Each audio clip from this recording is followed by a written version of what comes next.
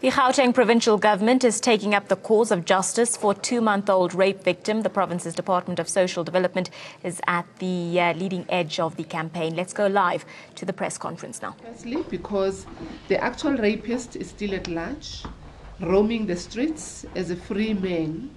And secondly, because we have since established that the child protocols were not followed when baby M was removed from South Africa and released illegally to her aunt across the border. So we're talking about a child who doesn't have a birth certificate, but apparently somebody is able to move the child from South Africa to Mozambique, from Mozambique, South Africa, back and forth. And it's a big challenge for us. So we say that justice remains shallow for her, for this baby. However, the Department of Social Development, as the custodian of children in terms of Section 7 of the Children's Act number 38 of 2005, has taken up the fight for justice for this child. We have already ensured that baby M is returned from across the border, and she's now temporarily at a place of safety here in South Africa, here in Gauteng, whilst her birth is registered and documented. Again, for the protection of the child, we will not say where this place of safety is. This process will help us plan for her future, help us identify and locate members of her family, determine the reasons the family was separated or estranged, as well as assess specific vulnerabilities and needs for protection. Essentially, we're saying the Department of Social Development has started a process of ensuring that the child gets a certificate of birth, because every child has a right. The first right to a child is that of identity. At least the child can have a birth certificate, even if the child doesn't have citizenship, that can be looked at later. But as for the birth certificate, that can be worked on, that can be done, and is being pursued by the Department of Social Development. Furthermore, we have approached the court to make representations about the role of the father in the injuries suffered by baby M. At the least, the same charges that her mother faced should be laid against the father.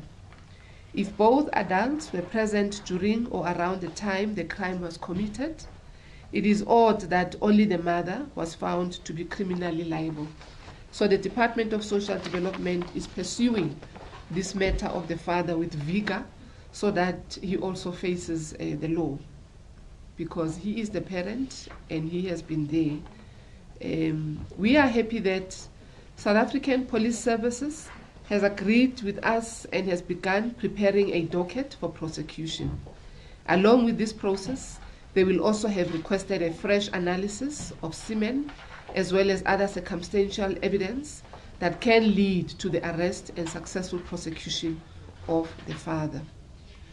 The department, along with all South Africans, were shocked at the news of baby M's alleged rape by her father, and we received the news of her mother's conviction and life sentence for her role in this heinous crime against an innocent soul with relief, thinking that the wheels of justice were turning against the perpetrators.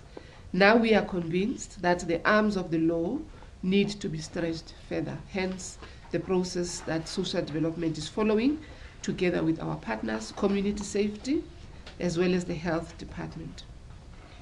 Our concern here is about the Gauteng provincial government's Banapili program, which is about the children's first. We put our children first. We again call on everyone in our society, therefore, to spare neither strength nor effort in putting our children first. And that's why we begin to say it starts with the family unit. If the family itself is involved in perpetrating this violence, it's the surrounding family members. The community also needs to take responsibility. But government also has a role to play. As the government, therefore, we are worried about the crimes such as the one against baby M and the impact on our society in general. These acts by a few cruel men, like those who rape babies, stigmatize men in general, because we know that not all men are perpetrators of gender-based violence, but we have to deal with those men who are perpetrating gender-based violence. The department is also concerned by the spike in the number of femicides, the intention killing of women or girl children because of their gender, the killing of young women by their current or former intimate partners. Intimate femicide has increased, especially last year. We saw a number of young women during April, May, who were killed by their partners for various reasons. Others were raped and killed because of their sexual orientation or gender identity, which we refer to as sexual femicide. And yet others suffered because their attackers viewed them as violators of traditional sexual or gender norms. The conviction, now we move to the main other story. The conviction and the 32-year prison sentence imposed on Sandile Mansu for femicide last week, as we all know, about Karabo Mokoena, the late, who was killed, burnt, and thrown into the veld. That case has been ongoing, and the social development, we saw it fit that we needed to be there when the case was in process, to support the family, but also to demonstrate to the judge that we have a zero tolerance on gender-based violence in our country and in our province. So the sentence imposed on Sandile for femicide last week, so shortly after the conviction of baby M's mother, brought into sharp focus the poor gender relations as well as gender-based violence in our society. These events place men as predominant perpetrators, and that, unfortunately, strengthens the belief that women and children are at greater risk of being murdered in familiar environments by men who are known to them, unfortunately. We are, however, pleased that justice has been served, even though we would have preferred that Sandile received a much harsher sentence, because the likelihood is that he may be out on parole only after 16 years. We would, however, like to commend the National Prosecutions Authority for handling this matter so diligently, together with all the witnesses that came to the fore during the court process. And the judge, we commend the judge for sending a very strong message to perpetrators of gender-based violence. We have a zero tolerance against gender-based violence as a country, as a society, as government, as a department. We do our best to assist those in need of protection, and we ask families and communities to protect their loved ones. Gauteng government has 12 green doors in all our 5 regions, and these are the spaces for women to come in when they've been violated, to be cancelled, for us to provide psychosocial support, to be provided with all the needs, and for them to be supported in terms of, prosecuting these cases. And these are mainly meant by the community safety, and we work very closely with them. We also have the 7 Thuthuzela care centers, which are also meant by the health department, working together with ourselves, as well as our 33 shelters for survivors of gender-based violence, and these are meant by the social development department. But we never make these spaces known just for us to be able to ensure protection of the survivors of gender-based violence, but we always find a way to inform the communities what to do and where to take these survivors when these instances happen. The following are therefore the 24 hours helplines to the victims of gender-based violence and human trafficking. Our human trafficking helpline is 0800 222 777. And we say we have the Stop Women Abuse helpline, which is 0800 150 150. We then also have the Gender-Based Violence Command Center, which is 0800 428 428. And these are the numbers that we always make public to the communities for them to be able to report any attempts of gender-based violence. Finally, I wish to announce that we will be hosting the inaugural memorial lecture in honor of Karabo Mokoena. In fact, it has been initiated by the Moving Ahead Development Agency, MADA in short, an NGO headed by Karabo's uncle, next to me on my left, Mr. Tsepo Mokoena, who is now referred to as Uncle, Uncle Wabantwa, and he is here with us. So he has invited us. So it's a partnership. He has initiated this, particular campaign and memorial lecture, and therefore we are part of that. He will then give us all the details about this particular memorial lecture. The lecture will be held on the 12th of May.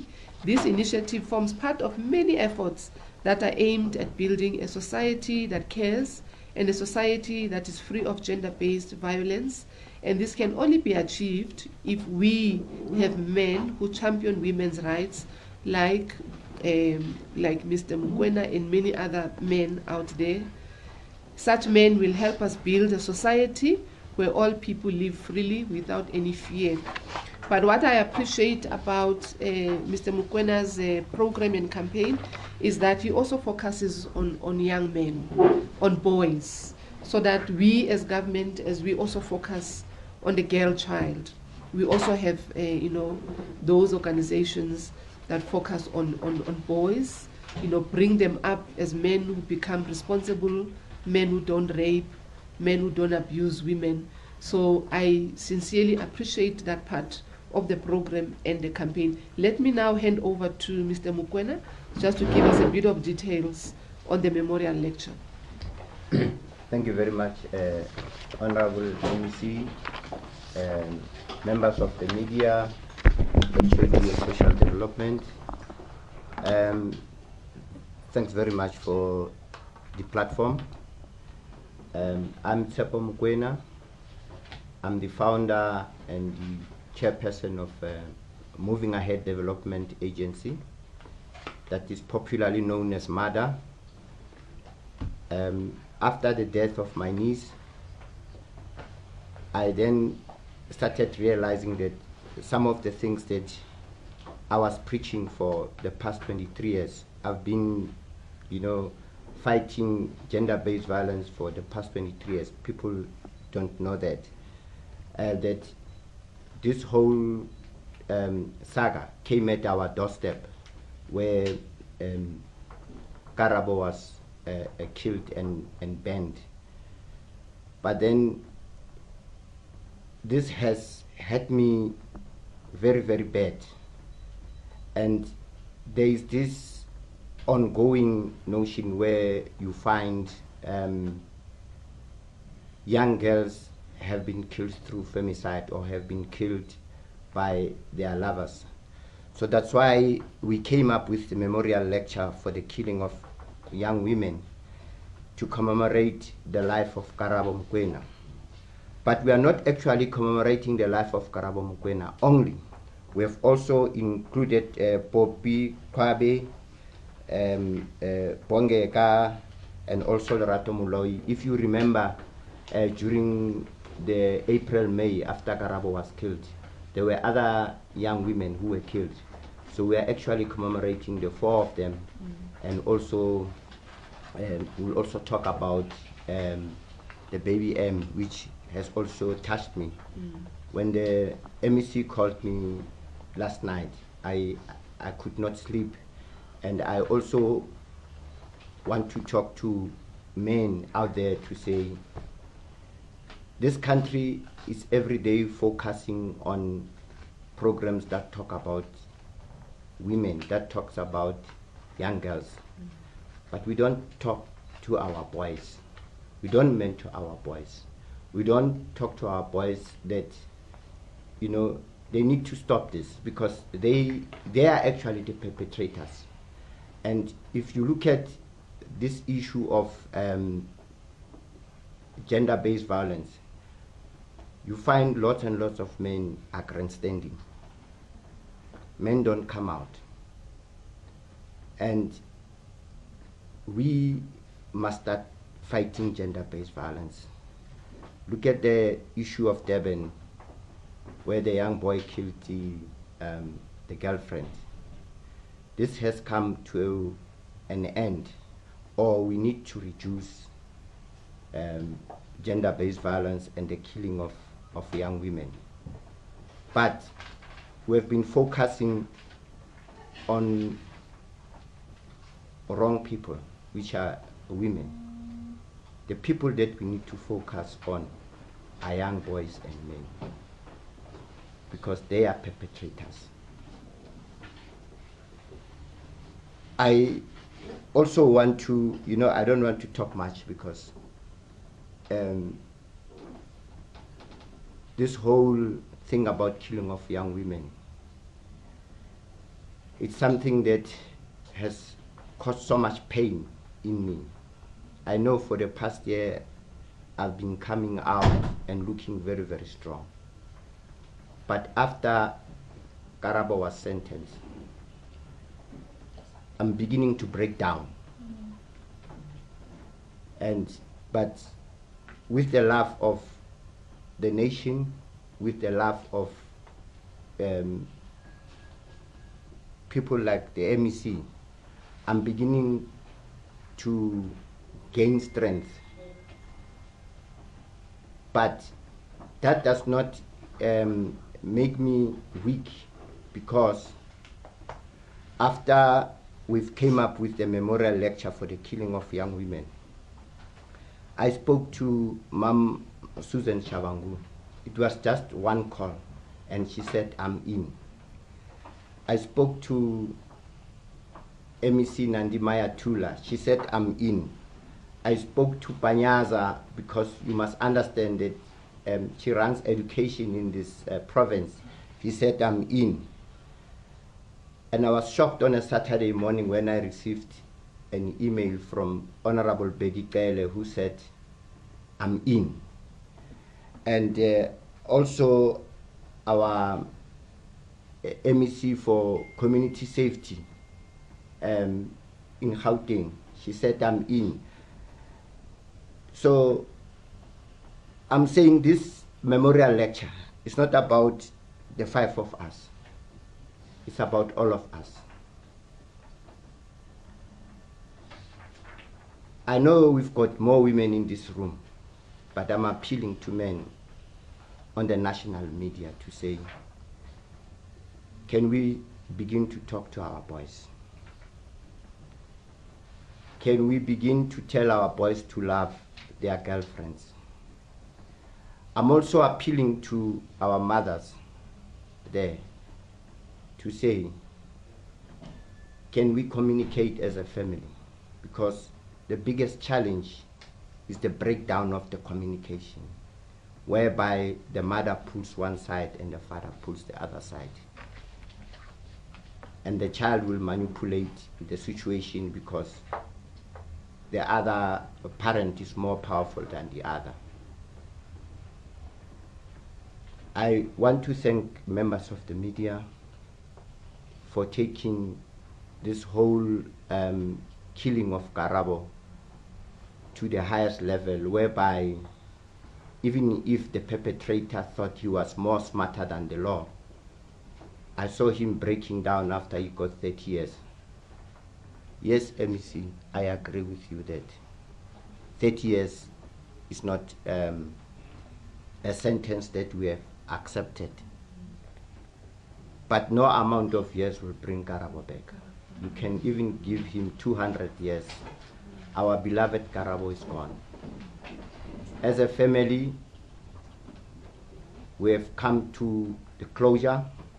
What we need to focus as South Africans is to fight gender-based violence and the killing of young women. I thank you. Thank you very much, Dr. Thank you, MEC.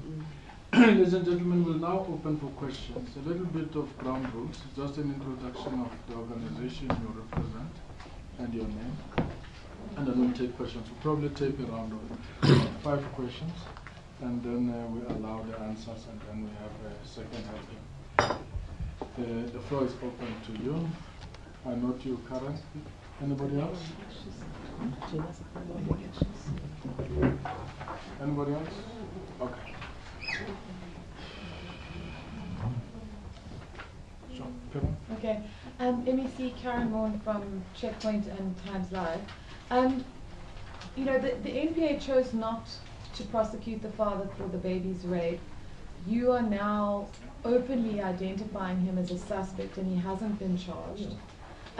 You know, obviously it's amazing that you're trying to push so hard for justice for this child, but are you not leaving yourself open to criticism that you essentially violating the law by identifying this person that the NPA chose not to charge? That's my first question.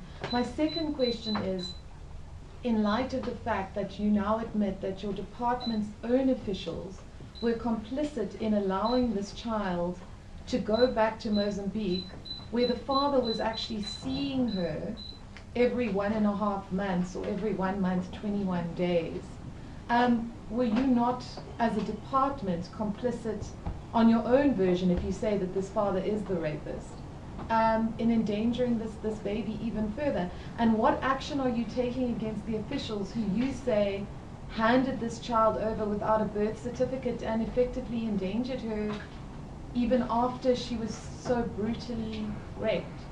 Thanks. Anybody else? Thank you. Okay, thank you very much. I will first allow the HOD and head team to respond.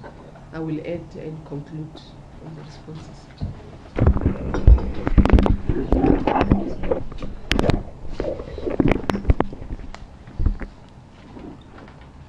Thank you very much. Let me take this opportunity to really thank the media and welcome Ndate Mukwena and also greet our MEC.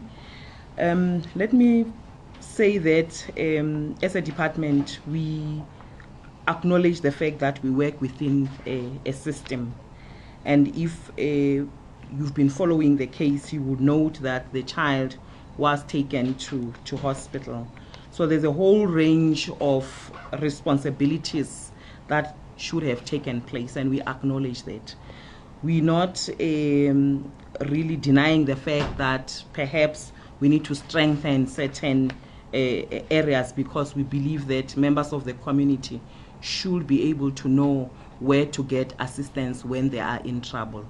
And therefore we acknowledge the fact that perhaps our members of the community are not very well knowledgeable with regard to, if they pick up that a child has been abused, what is it that they're supposed to do? Because we were told that the child was discovered by a neighbor who saw that the child was crying persistently. Therefore, that member of the community was supposed to have been given the guidance, or to have known what is it that they were supposed to do. Secondly, we want to highlight the fact that together with other key partners, other departments, and the non-profit organization, we acknowledge the fact that perhaps we need to tighten how we deal with child protection related issues.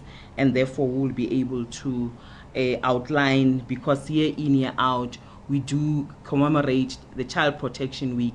So maybe we need to do more around the issues of child protection. With regards to the departmental officials, we are saying that we are continually doing the investigation so that we can be able to see who did what at what stage, and we will be able to ensure that the necessary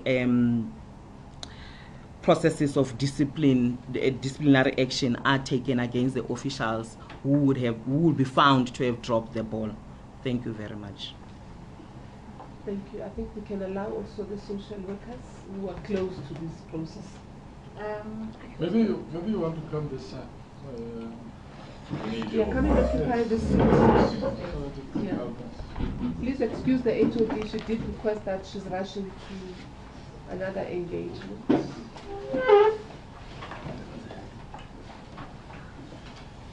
For the purposes of your record, this is Daphne Naidu, social work, who will be responding to the question. Okay. Sorry, what is your first name? Daphne Naidu. Daphne. And Yes. how do you spell that? DAP-HNE, Naidu, NAIDOO. Okay. Colleagues, in investigating this case, and I hear that the HOD mentioned, and I'm not sure it came out quite clear, that there are many stakeholders that is involved in the protection of children. Initially, we talked about SAPS, then we talked about the Department of Health, and then we talked about social development. And I think due processes were not followed by the departments I mentioned now. But nevertheless, it's not passing the buck or saying one department didn't do what they should have done. What we realize is that as government, and I think it's quite important, that with our key partners, we have to look at the protection of children. Because the Children's Act is quite clear. All these role players that I talked about now did not do a part. And therefore, going forward as well, we've decided that these key stakeholders, there is going to be stakeholder relations where we're going to have an engagement to say, this is where you did not come, or this is where you have dropped the ball. How do we now rectify what we didn't happen? And I think the MEC was quite clear in saying, and I think the reason why we chose, and it's quite clear when we say yes, NPA chose not to. But the question then begs is the fact that, is there a possibility? Can we look at it? Because I think the MEC is clear to say we're still engaging with the NPA. We're still engaging with SAPS. If there's a possibility, did we miss out something that we could go back? And clearly so, we're also using this opportunity to say, yes, the child was taken out of the country without certain papers being given to the child. But we can still use this opportunity to find out how is this possible, so that we prevent other children. We're using this as a learning curve as well, to prevent other children from also going to the very same process or similar situation. So I don't think all is lost, as much as the MEC has, and I think declared up front, that certain things did not happen that should have happened initially. But certainly we can use this case as point of view about what should happen, what didn't happen, and how do we rectify the situation going forward, that we never have repeated this. And I think also one of the ways we said we're going to rectify the situation is that we do know where the gaps were, with the very same key stakeholders that I talked about, including in the department. How do we get to know the case up front if something did not happen? And I think also, most importantly, the watchdog could be our communities as well. As much as we empower our communities to know what they should be knowing and how to hold the professionals accountable, I think that is going to be out, especially around like Karabo's situation and around cases like this, using your Child Protection Week and so forth. So in terms of that, colleagues, we're definitely going to be using this as a learning curve, and we didn't say it's an absolute that the father will be held accountable. We are saying that we are engaging the relevant stakeholders to look at the possibility of seeing what was missed and what can be done going forward. But ma'am, with the greatest of respect, you've identified the father as a baby rape suspect. And you on your own version are saying, well, we don't actually know if we have the evidence. Is that not deeply irresponsible? And second of all, we have engaged with the police. They said when they investigated how this child could have been removed out of the country, they were greeted with a profound lack of cooperation from your own officials. The term I was given was pushed from pillar to post. You guys are the people who have oversight over the child. To suggest the police can be in any way responsible for your official handing a baby without a birth certificate over to the family member of a woman convicted of protecting her rapist, I'm afraid is really unfortunate, to say the least. Okay, colleagues, I'm not going to bash another department, but if you look at the Children's Act, and if you go back in terms of what didn't happen, certainly you would notice that the SAPS did not play their part, right? And so didn't the Department of Health. So we will be engaging them, the MEC will be engaging together with the HOD to show them exactly what did not happen. And I think we, not that we want to, say that we didn't have a part to play. Certainly we did, but something should have happened at that stage that did not happen by the key stakeholders. So I think at this stage, we're not going to pass the buck, certainly not. But should be told is that certain key stakeholders did not do their part where they're supposed to legislatively they are mandated to do so. But are you going to... Can I remain the program director? I know, but you guys have done something deeply illegal here, and I don't think you grasp it. Yes, it's fine, To but name someone as a baby rape suspect when they haven't been charged is really... I mean, we all may have our suspicions, but we don't run departments like it's Twitter. We run it according to the law. The NPA made a decision not to charge this man. And my understanding is that they are very, very disturbed by what's going on here. And I hear you, and I'm very glad that you're taking on the cause of this child. I think we've all got to focus on this. But I would say that it is legally irresponsible to name this man as the suspect. You said we believe him to be the rapist. You've said it in your own statements. I mean, if I can just read your own words to you, you know, you said, where's it? They've requested, you said something along the lines of, you're requesting for fresh seminal analysis when you had the best experts in the police say we can't get a DNA profile. And then we were shocked at the news of Baby Rem's alleged rape by her father. You say his father did it. Like, I mean, that is really, really intense. This man is known to the community. You know, if he isn't guilty, and I'm not saying either way, I don't know, I don't have the evidence. You have named him as the child's alleged rapist. What do you think that's going to do to him? I mean, I'm really sorry, but I think it's deeply irresponsible. Processes have to be followed, otherwise people can get hurt. Can we kill that noise before you answer, please? What's wrong? That noise? Oh, what is it? Where does it come from? One of the equipment. Yeah. Basketball? Do you want to come on? Sure, guys. Okay. Can I just say, MEC, perhaps you could rather answer to that, maybe give a more holistic context. I think probably the social worker will only be able to give something very one-dimensional. Even though her points are extremely valid, and I think that we definitely need answers to them. Yeah, because it's just, I know where you're coming from, but it's just really, it can cause havoc. So the noise is gone. Yeah. Yes. So I think all what we are saying is that we want justice to be done. Because it has been proven by the doctors that the child was penetrated. And therefore it's important to find the culprit. We will not rest up until the culprit is found. And of course people remain innocent until proven guilty, but we can't do nothing about it. We can't do nothing about it. So this is what we are saying. We want justice for the child to be served. And we leave no stone unturned for that justice to be served. I think the HOD has therefore also confirmed and taken accountability for officials who may have not played the ball, whether it's from social development or it's from health or it's from community safety. I will be taking this up with the MECs that are involved. All the MECs responsible for this matter will be informed, and I'm sure they are informed by now. But together, we need to act very, very swiftly on this particular matter. But also, I think we also need to engage with the Home Affairs Department, but we are all aware of the porous nature of our borders. I mean, how can a child be moved from one country to another without any documentation? So this is the action that we are taking as social development. And maybe if there are any other follow-up questions, we are ready to take them. Thank you, Ms.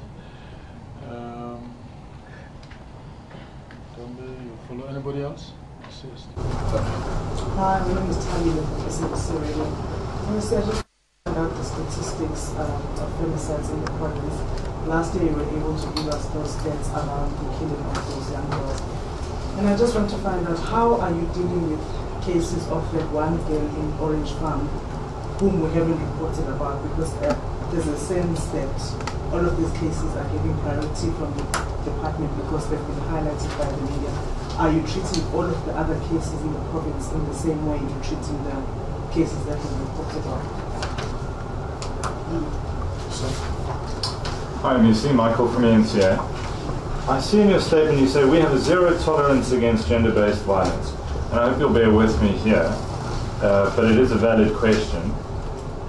A second allegation, well, an allegation has come up over the weekend of the former Deputy Minister of Higher Education, Mduduzi Manana, being involved in an assault again. Does such a statement really hold water? If yes, he lost his job, but he was simply redeployed to Parliament as a member of the party that you do represent. Are we sending the right message to people? We have a zero tolerance for gender-based violence, yet a man convicted of assaulting 3 women is simply redeployed to Parliament. What sort of a message does that send? If you could just give your opinion on that, please. Thank you.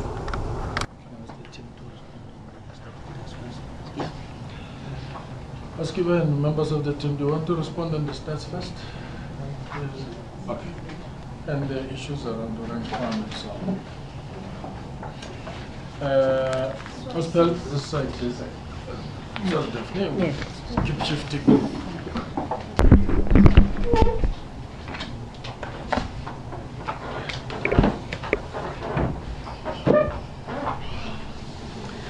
Good morning, members of the media. In terms of the stats for the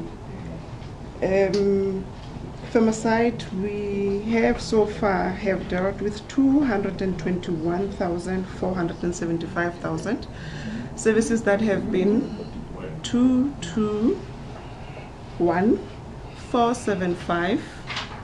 That is the services that have been rendered within the period between 2015 and to date, which is the at the end of the 2017 financial year. Can I just, sorry, okay, please can you clarify that, because that's a little bit, it's very confusing. You say those are the services that have been rendered. Are you saying that it's the amount of femicides that have happened, or what? If you can just clarify, put it in a more simplistic manner. The number of reported cases, what exactly is it? Okay, I don't have the specific cases that have been reported through the South African Police Services. However, in terms of the stats that I've just provided to you is in relation to the gender-based violence. Specifically, that would also include with the women who are being housed at our shelters who are specifically victims of gender-based violence.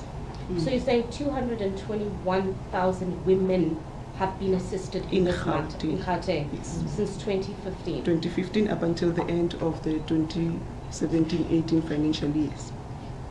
MEC, does this not concern you? No, it's a big concern. I mean, who wouldn't be concerned? It's a very, very huge concern. And you can imagine these are cases that are known and probably reported. There will be more cases that are never reported, that we are not able to deal with. It's a huge, huge concern, but this is the reality of the situation. So also just to add, did you want to add? No, I think the Chief Director. Yeah. Oh, Mr. Itumeleng, before I conclude on the questions asked already. Good morning. Mr. Itumeleng, can you please, let's do the round robin. It helps. It helps. Can you just move the story? So that you do less of that and you can still pick it up.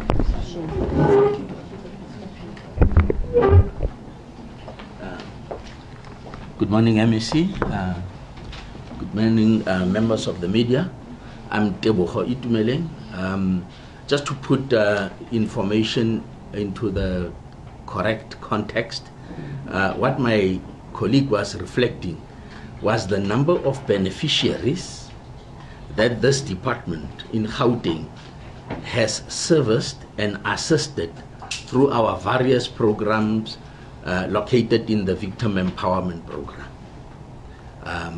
Those are the figures. I think the question was specific to issues of femicide. You will note that in terms of the figures that she reflected, she spoke on It would include the awareness programs that the people we've reached through our awareness programs, which is a preventive measure. It would include beneficiaries who are in in the shelters. Yeah, that's the figure basically. In terms of femicide, I think we will have to source the actual statistics on femicide. As I'm talking now, I don't have them at the palm of my hand. Yeah, I hope I've clarified the issue. Yeah. And last year we spoke about what happened last year when we were together. So you also asked a question. Just a question, just a quick one. Definitely wants to establish just how we interact as a department on some of the domestic, including that of Mr. Manam. Perhaps the MEC will provide Stephen with his answers around the political part, but as government, what we're doing, some update. Definitely. Definitely, can you please let's do the round. Colleagues, just to note, and I'm not going to get into the politics like you've indicated, with the Manana case, and I think it's a concern. It doesn't matter who the person is. With the assault case, you would notice that social development was part of that process. If you were at court, you would notice the pre-sentence reports were presented in court. We had recommendations, and we did not look at the person. We looked at society, and we looked at the accused as well as the victims, and we made an informed decision what the court took. Having said that, I'm not going to give you more in terms of what has transpired, and I'm fully aware of the allegations that were made this weekend around the assault. But if you're a victim, obviously due processes in terms of entering the justice system. However, there are things that are currently under play, and I'm not able to give you that information because it will be subject to case in terms of the case itself. But we do take what happened this weekend, and we will be engaging in terms of that as well. And you would notice that in terms of the recommendation, there were certain programs, there's certain monitoring. So if you go back and if you look at that case, you would notice that there would be services and there would be engagement currently underway with regards to the official in question. Okay. Thank you. So essentially, we really deal with the cases with all the seriousness that these cases deserve. We don't choose one case over another. As long as we get to be informed, on time, either by families or communities or media. So we treat these cases with all the seriousness they deserve. We don't just say it, that we have zero tolerance against gender-based violence. We also act. But you speak about a former deputy minister, and this is a minister who is deployed by a political party, and you would probably also want to take this matter up with that political party. How do they redeploy this particular minister? So for us, it doesn't matter who you are. Doesn't matter who you are. You can be the minister, you can be whoever, but we do follow up on these very, very serious issues that are gender-based violence issues. So I don't think we are sending a wrong statement when we say we have a zero tolerance against gender-based violence. Okay. Thank you, Ms. Any more questions, ladies and gentlemen? Going once, twice. Go on. May I at this stage, MEC, ask Tate Tumele to provide us with a vote of thanks to all those who have joined us at this media briefing this morning. Tate Tumele. Good morning. Once more, we would like to appreciate the effort that our MEC and other related political principles are employing in terms of this challenge that is facing our country. And equally, we appreciate the work done by organizations like MADA. Actually, what was not also mentioned, they deal with issues of people with disabilities also at ground level. Interesting programs that they deal with that empower people with disabilities. And we would like to also express a word of appreciation for members of the media for your stimulating questions and for holding us accountable, which we would always do our best to adhere to in a progressive and developmental manner. We also would like to thank members of the department who are in this gathering. MEC, your efforts are highly appreciated in that you are actually assisting us also in improving our reach to our communities through this type of engagement. We are dealing with a very difficult subject, but we need to hold on to it and reconfigure our programs accordingly to be responsive to today's needs. Thank you. Thank you. Thank you. We have refreshments available here members of the media. Please join us. Thank you once again for coming. Sure. We'll do it this side. Okay. Definitely. Anybody else for one-on-one? We're fine.